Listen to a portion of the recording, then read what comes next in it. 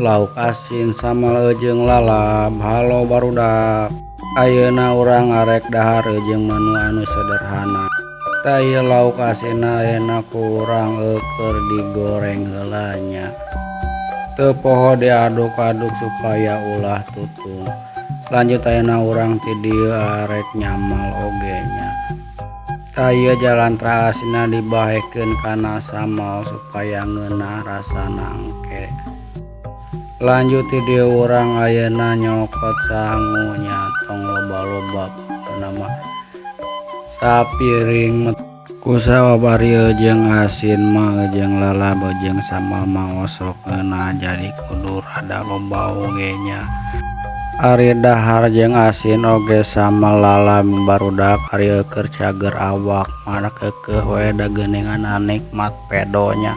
Tah lanjut ayeuna urang ti dieu dahar meuninggali limet kieu barudak saking ngeunahna saking pedona oge nya jeung lalap jeung asin sila oge da teu cah. Aduh kuat balelo kieu panannya saking ku ngeunahna geus sila meureunna teu ngadahar asin. Aya meureun sabulan mah lolobana mannog we barudak nya geus sakitu lah videonya barudak. Bye.